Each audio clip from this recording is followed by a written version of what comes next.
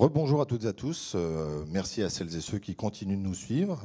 Vous ne le regretterez pas puisque nous avons un programme qui vous est entièrement dédié. Évidemment, si vous êtes dirigeant, mais aussi peut-être futur créateur d'entreprise, repreneur, start-upper. Et puis aussi tous ceux qui peuvent être dans l'innovation nous intéressent bien évidemment. On est ici depuis la CCI Seine-Estuaire, ici au Havre, pendant 2 jours pour cette nouvelle édition de la semaine de la PME. Et on vous avoue qu'on aimerait bien vous voir. Parce qu'on est en présentiel et ça nous fait tellement de bien de retrouver ce rendez-vous avec des vrais sourires. Parce qu'il y en avait un sous les masques, mais on les voyait moins. Donc si vous pouvez venir nous rejoindre, on est très content de vous accueillir. 2 jours pleins avec des tas de rendez-vous. Le matin, ça commence très tôt avec un café réseautage. Je ne vais pas y revenir, j'en parlerai tout à l'heure. Vous avez également des rencontres avec des dirigeants qui vous font presque des confidences sur les pratiques qui sont les leurs et comment en fait ils arrivent à monter tel ou tel projet ou à fédérer leurs différentes équipes. Des ateliers business, il y en a un certain nombre, on va y revenir dans un instant. Et puis vous avez aussi des moments forts, très forts, avec les repas qui servent également de conférences. On parle tout le temps.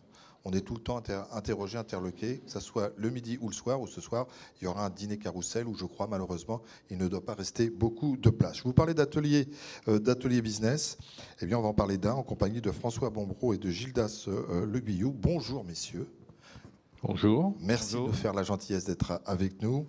François, vous êtes responsable cabinet comptable et Gildas, vous êtes spécialiste de l'accompagnement de la PME au sein de BHN. On va reparler de BHN dans un instant. Juste dire que vous avez animé un atelier tout à l'heure qui s'intitulait « Les bases pour construire ou avoir votre stratégie d'entreprise ». On parle bien de votre stratégie d'entreprise et on va parler de cet atelier dans un instant. Peut-être 2 mots de BHN parce que certains se disent ça doit être un cabinet comptable. Oui, mais pas que.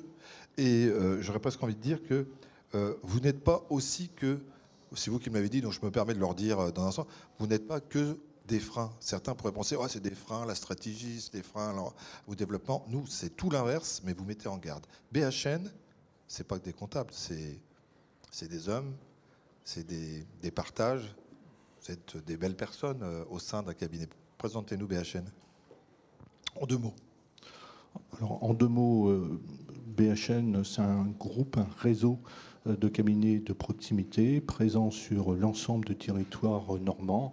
C'est 130 collaborateurs, cabinet généraliste qui couvre l'ensemble des besoins du chef d'entreprise. Nous sommes généralistes, donc on va s'entourer, ça fait partie de nos stratégies, puisque ce matin on parlait de stratégie. Donc nous avons aussi notre propre stratégie, c'est d'apporter un portail unique, une offre qui, au-delà du généraliste que nous sommes autour du chiffre, d'apporter des spécialistes qui va de la création par le social, par le RH, par le droit des sociétés. Pour le cabinet qui est le mien, que je dirige à Saint-Jean-de-la-Neuville, qui compte 20 collaborateurs, ma spécialité tourne plutôt autour de la TPE et de tout ce qui tourne autour de... Et c'est un vrai sujet actuellement qui fait partie aussi de la stratégie, de la digitalisation de la comptabilité. Généraliste mais expert. C'est pas un vain mot parce qu'il faut d'abord être expert dans vos métiers pour ensuite effectivement, j'allais dire presque vulgariser un certain nombre d'éléments dont a besoin le chef d'entreprise. Je compléterais expert, mais justement tout est dit un peu dans le logo. C'est des experts à votre écoute, oui. C'est-à-dire on est vraiment dans l'accompagnement et le présentiel aujourd'hui, donc ça fait plaisir de se retrouver, on est d'accord. Nous, on est content de retrouver aussi nos clients. Ça fait un moment, on les a quasiment pas lâchés, même si c'était à travers des images ou des outils. Mais on est vraiment là pour les soutenir, les accompagner. En général, ils ont des questions. On essaye de trouver des réponses à travers nos expertises. Reconstruire ou bâtir une stratégie d'entreprise, grosso modo, c'était la thématique qui vous était impartie ce matin dans cet atelier. Comment vous l'avez abordé ? Et après, on verra, parce que vous étiez basé sur l'interaction, vous souhaitiez qu'il y ait des questions, il y en a eu, et on verra aussi le profil un peu des entreprises qui étaient avec vous. Mais comment vous avez démarré ? On l'a démarré comme étant une technique par rapport à une nécessité, par rapport à se donner... me permettrai uniquement, ce n'est pas notre stratégie, hein, c'est la stratégie de l'entreprise. Donc, Gildas l'a dit tout à l'heure, on est d'abord à l'écoute, et c'est de leur donner des techniques. Et ce matin, c'était leur apporter une méthode, une technique, pour leur apporter une vision, un cap, une méthode pour arriver à un objectif qui ne sera pas notre stratégie, mais qui sera la leur. Donc là, il y a effectivement un gros travail d'écoute pour qu'on les accompagne vers une vision qui est la leur en termes qui est étroitement liée à leur personnalité par rapport à ce qu'ils veulent faire et pas faire. Vous avez eu l'impression qu'ils ont découvert un peu ce matin justement cette notion de stratégie, parce que parfois ce sont des mots qu'on applique, puis on se dit moi si je suis patron de TPE, moi je vais déjà faire marcher ma boîte et puis on verra la stratégie un peu plus tard. Non, mais justement, à travers les réactions, on a pu voir qu'ils pensaient que c'était pas pour eux, mais ils venaient voir, un peu se cultiver, on va dire. Et en fait, je pense que la plupart sont repartis avec des idées. Et je pense qu'ils vont s'y pencher quelques week-ends, à se poser des questions, parce qu'en fait, la présentation était aussi à travers un questionnement. Donc on a mis quelques questions dans lesquelles on n'a pas apporté les réponses, puisque justement c'est à chacun de trouver ses réponses pour porter sa vision. Ça, c'est pas évident pour eux, parce qu'ils attendent des réponses. Ils viennent chercher des réponses parfois. Oui, mais on ne peut pas apporter de réponse si on n'a pas eu les questions et savoir quelle est leur vision, où est-ce qu'ils veulent aller. Et donc c'était ce qu'on a essayé de leur c'est un peu limité dans le temps, hein. On a eu 3/4 d'heure pour essayer de parler.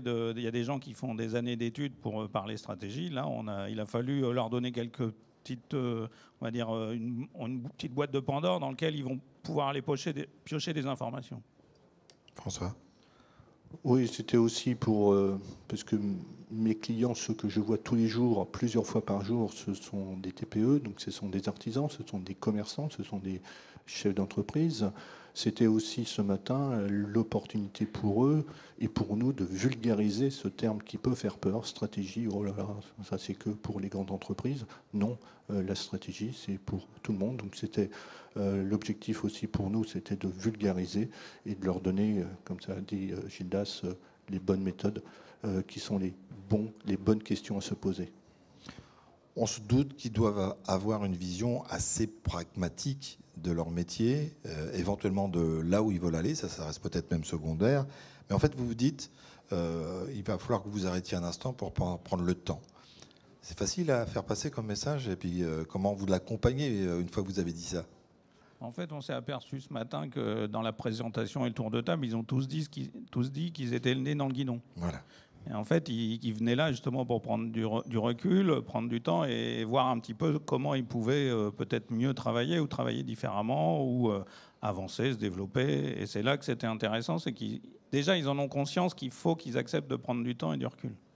Donc c'est à travers ça nous on leur propose éventuellement être un facilitateur, leur proposer de les accompagner, de leur brider leur temps un petit peu pour pouvoir les amener à se poser des questions et les aider dans leur réflexion. Peut-être un exemple. On a bien compris, il faut dépasser l'instant T quand on est chez une entreprise. Pour développer son entreprise, le but, c'est de pouvoir la développer. Qu'est-ce que vous pouvez leur prodiguer comme conseil ? Je sais bien que la question est un peu vacharde parce que vous venez de dire, attendez, ça va dépendre de l'entreprise, de son secteur d'activité. Mais voilà, dans l'absolu, vous venez de lui dire, voilà, il faut dépasser l'instant T. Moi, je vous propose... C'est d'abord un travail d'écoute. Je pense que c'est quelque chose qui est fondamental et de leur apporter... une réponse par rapport à leurs besoins. Et les besoins, il y en a beaucoup. Donc une fois qu'on a diagnostiqué leurs besoins, leurs difficultés, on va leur apporter des éléments de réponse. Vous avez dit pragmatique, il y a aussi empirique. Si ça fonctionne bien comme ça et que dans leur stratégie, c'est plutôt une vision... de rester dans ce qu'ils font bien aujourd'hui, pourquoi réinventer quelque chose? Donc travail d'écoute. Par contre, ceux qui veulent rentrer dans le costume du chef d'entreprise avec un développement, un plan de développement, là, on peut apporter toute notre richesse, toute notre expérience en termes de valeur ajoutée. Vous avez dit en termes d'exemple, sans trop chercher dans ma mémoire, il n'y a pas si longtemps que ça, il y a un an, un chef d'entreprise, un créateur d'entreprise, moi je veux être deux. Voilà, moi, tout seul, avec un associé, je veux maîtriser les choses, je ne veux pas avoir plus que le chiffre d'affaires qui est le mien aujourd'hui, c'est-à-dire 200 000 euros. Un an après, il en est à sa 3e filiale. Voilà. Donc, et là, c'est là où il y a une vraie capacité, nous, conseillers avec nos spécialistes, d'apporter l'envie de construire. Et là, on a une des vraies qualités RSE, d'apporter de la richesse et de faire avancer aussi l'entreprise France. Moi, je reviens sur ce que vous venez de dire. D'abord, on l'écoute. Je ne suis pas sûr qu'ils soient tous très loquaces. Donc, ils s'allongent sur votre canapé, vous les faites parler. Est-ce qu'au bout d'un moment, il arrive qu'ils disent j'ai plus besoin du canapé, on va tous dire? On y arrive à ça? Non seulement on y arrive, mais c'est passionnant. C'est ce qui nous fait lever tous les jours.